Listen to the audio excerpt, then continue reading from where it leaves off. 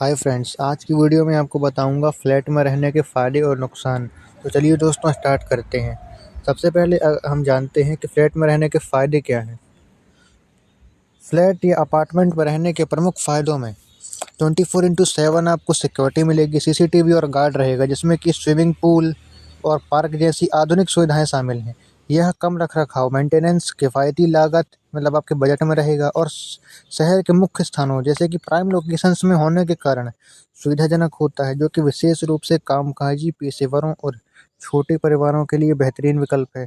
Flat में रहने के और भी कई फ़ायदे हैं, जैसे कि सुरक्षा। ये गेटेड समुदाय होने के कारण सुरक्षा का स्तर काफ़ी ऊंचा होता है। कम रखरखाव, लो मेंटेनेंस, भवन के साझा क्षेत्रों की सफाई मतलब जो फ्लैट होता है उसके साफ सफाई और मरम्मत की जिम्मेदारी मैनेजमेंट की होती है, जिससे कि समय की आपकी बचत होगी।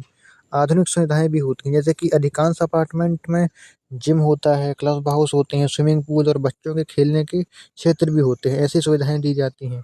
कनेक्टिविटी, आपको बेहतर कनेक्टिविटी मिलती है, जैसे कि फ्लैट अक्सर शहर के मुख्य केंद्रों और कार्यस्थलों और स्कूल के पास होते हैं, जिससे आपको वाईफाई और इंटरनेट की अच्छी सुविधाएं मिलती है, जिससे आपको कभी भी कनेक्टिविटी की कमी महसूस नहीं होगी। फिर उसके बाद सामुदायिक भावना, यहाँ सामाजिक जुड़ाव अधिक होता है और पड़ोसी त्योहारों में साथ मिलकर उत्सव मनाते हैं। जैसे कि आपने कई ऐसे मूवी और टीवी में देखा होगा, सीरियल्स में, जैसे कि गोकुलधाम सोसाइटी है, तो वहाँ पर भी लोग अपने अपने फ्लैट में रहते हैं। तो इसी तरह से अगर आप फ्लैट में रहते हो तो सब लोग एक साथ रहते हैं, जैसे कि हर रिलीजन के, कास्ट के, सभी धर्मों को मानने वाले लोग। इससे अगर कोई भी प्रॉब्लम होती है तो आप साथ में मिलकर उसका सॉल्यूशन ले सकते हैं, अकेले रहने के बजाय। और रेंटल आय और रीसेल भी अच्छी रहती है इसकी। जैसे कि अच्छी लोकेशन पर अगर फ्लैट रहता है तो 7 से 8% की रेंटल आय मिल सकती है। लेकिन फ्लैट का चयन करते समय अपनी बजट और प्राथमिकताओं के आधार पर विकल्प चुनिए। जैसे कि फ्लैट जो स्टार्टिंग प्राइस होती है वो 70 लाख से स्टार्ट होता है। 70 लाख, 80 लाख, है ना, 90 लाख, 1.5 करोड़ के फ्लैट आते हैं। तो बड़ी सिटी में फ्लैट तो मिल सकता है, लेकिन इसकी प्राइस बहुत ज़्यादा हो सकती है। तो इस चीज़ का आप ध्यान रखिए। तो ये हैं कुछ फ़ायदे। अब हम नुकसान के बारे में बात करते हैं कि क्या नुकसान आपको झेलना पड़ सकता है।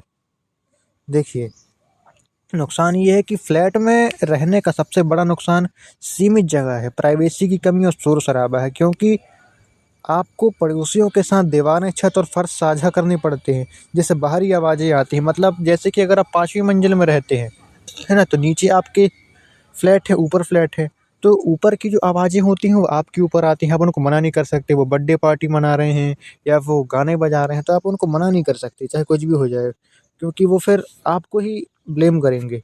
इसलिए प्राइवेसी की कमी रहती है और उसके बाद अपनी पसंद के अनुसार बदलाव करने की स्वतंत्रता नहीं रहती।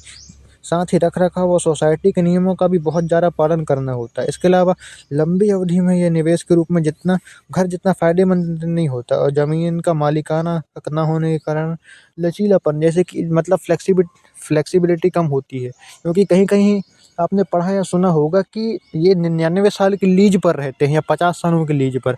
मतलब आप उसके मालिक सिर्फ़ 99 साल तक ही रह सकते हैं। आप या आपका आने वाली पीढ़ी 99 साल के बाद वो ख़त्म हो जाता है या फिर से उसकी कीमत देनी पड़ सकती है। और उसके मुख्य नुकसान ये हैं कि गोपनीयता और शांति की कमी, मतलब lack of privacy and peace. पड़ोसी बहुत करीब होते हैं, जिससे कि शोर होता है और आपकी गतिविधियों, आपकी एक्टिविटी पर बहुत नज़र रखी जा सकती है। शांत वातावरण मिलना बहुत मुश्किल होता है फ्लैट में। फिर उसके बाद लिमिटेड स्पेस एंड फ्लेक्सिबिलिटी, कमरे छोटे हो सकते हैं, अपनी मर्ज़ी से बदलाव करना बहुत मुश्किल होता है, क्योंकि सोसाइटी के नियम होते हैं, तो आपको उनका पालन भी करना होगा। शोर-शराबा, नॉइज़ इश्यूज़, साझा दीवारों और फर्श के कारण पड़ोसियों से आने वाली आवाज़ एक बड़ी समस्या हो सकती है। और जैसे ही आप अपनी बालकनी में निकलते हैं किसी काम के लिए, आस-पास के लोग, हो सकता है कोई मोबाइल से बात कर रहा है, कोई कुछ कर रहा है, तो आपको देखेगा, तो आपको ऑकवर्ड फ़ील हो सकता है। फिर उसके बाद है सोसाइटी के नियम और शुल्क, सोसाइटी रूल्स एंड चार्जेस। आपको आपको मासिक रख-रखाव शुल्क देना पड़ता है और सोसाइटी के नियमों का पालन करना होता है, जिससे आपकी आज़ादी कम हो जाती है। पार्किंग और बाहरी जगह की कमी, lack of parking and outdoor space. अक्सर पर्याप्त पार्किंग और निजी बगीचे जैसे बाहरी जगह नहीं मिल पाती। लंबे समय में कम निवेश मूल्य, lower long term investment value. जमीन के मालिकाना हक के अभाव में फ्लैट स्वतंत्र मकान की तुलना में धीरे धीरे बहुत मूल्यवान हो सकती हैं और पुरानी इमारतों का पुनर्निर्माण एक समस्या बन सकता है। तो ये भी एक प्रॉब्लम है। पालतू जानवरों के लिए समस्या, इशू फॉर पेट्स। कम जगह और पड़ोसियों के कारण पालतू जानवरों को रखने में दिक्कत आ सकती है। ठीक है, तो संक्षेप में ये है कि फ्लैट में रहने का सबसे बड़ा नुकसान गोपनीयता अर्थात प्राइवेसी है और व्यक्तिगत स्वतंत्रता मतलब पर्सनल इंडिपेंडेंसी का बहुत अभाव होता है, जो सीमित जगह और साझा सुविधाओं के कारण होता है। तो ये सब चीज़ें अगर आप फेस कर सकते हैं तो ही आप एक बड़ा निवेश करें, क्योंकि फ्लैट का प्राइस कम नहीं होता है, 30-40 लाख नहीं, कम से कम 70-80 लाख रुपए से स्टार्ट होता है फ्लैट एक सिटी में, एक बड़ी सिटी में।